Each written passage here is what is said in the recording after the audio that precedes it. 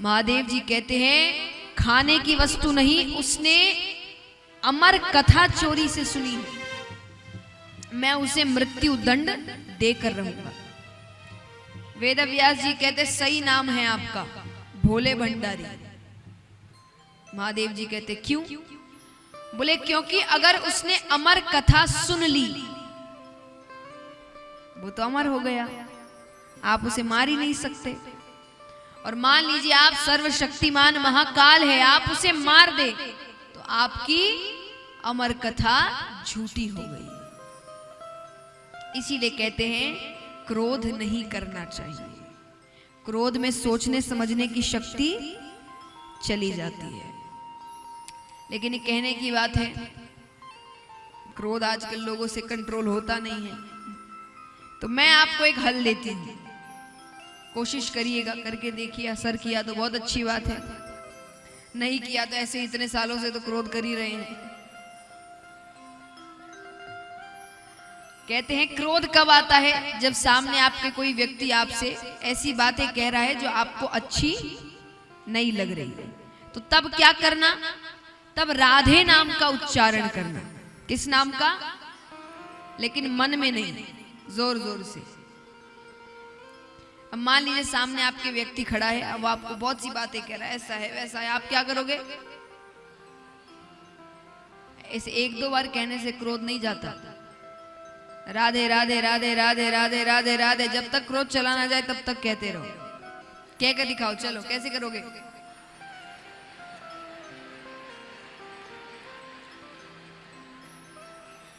सबके चेहरे पे कैसी मुस्कुराहट आ रही है। इससे दो चीजें होंगी, एक आपका क्रोध शांत होगा, दूसरा जो क्रोध दिला रहा है उसको क्रोध आ जाएगा, क्योंकि आप देखा जाए तो उसकी बात ही नहीं सुन रहे, वो बेचारा कहते जा रहा है, अरे अब वो जितनी जोर से कहे आप उतनी जोर से राधे राधे कहना। उसकी आवाज जितनी बड़े, आपके राधे राधे की आवाज बढ़नी चाहिए। तो इसीलिए ये सच्ची बात है, राधा नाम हर चीज का हल है। क्रोध आए, दुखी हो, चिंतित हो, राधे नाम का उच्चारण करो, सब चीजें चली जाती हैं। अगली, अब देखिए 7 दिन है आपके पास, कोशिश करके देखना, वरना क्रोध तो हमारे आसपास इतने अच्छे लोग हैं ही कि क्रोध हमें आता ही रहता है। तो कोशिश करके देखना, काम कर जाए तो बहुत अच्छी बात है। तो महाराज महादेव जी ने कहा ठीक है, मार नहीं सकता, बंदी तो बना सकता हूं, मैं उसे बंदी बनाकर रखूंगा। वेदव्यास जी कहते अहो भाग्य उसके, यहाँ हम वर्षों तपस्या करते हैं तब भी किसी किसी को आपकी एक झलक प्राप्त होती है।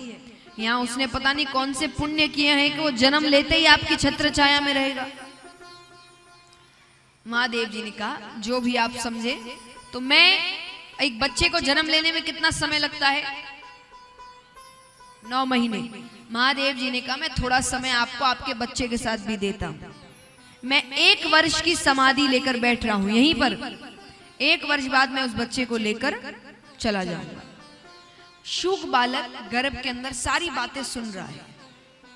वो कहे समाधि ली भी तो इतनी कंजूसी से, 1 वर्ष की, 16 वर्षों की समाधि तो मैं गर्भ के अंदर लेकर बैठता हूं, और शुक बालक ने गर्भ के अंदर 16 वर्षों की समाधि ली। 1 वर्ष बाद महादेव जी उठते हैं, लाइए बालक। वेदव्यास जी कहते हैं बाहर आना तो दूर, उसका आकार भी नहीं बढ़ा।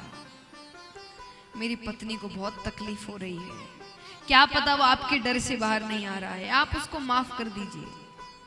तो महादेव जी ने तो क्षमा कर दिया, लेकिन वो बाहर नहीं आया। 15.5 वर्षों तक वो गर्भ के अंदर रहा।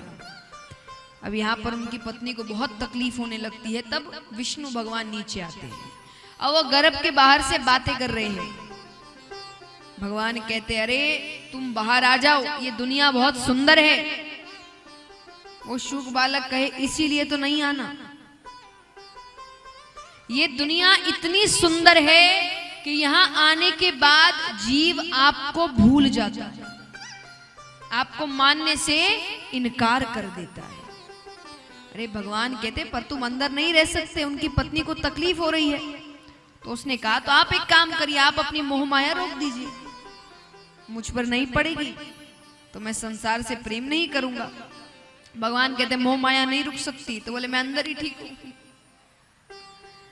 अब भगवान क्या करे, तो भगवान ने कहा ठीक है, एक क्षण में जितना समय होता है, केवल एक क्षण, उसका भी जो 100वां हिस्सा होगा उतने समय के लिए मैं अपनी मोह माया रोक दूंगा।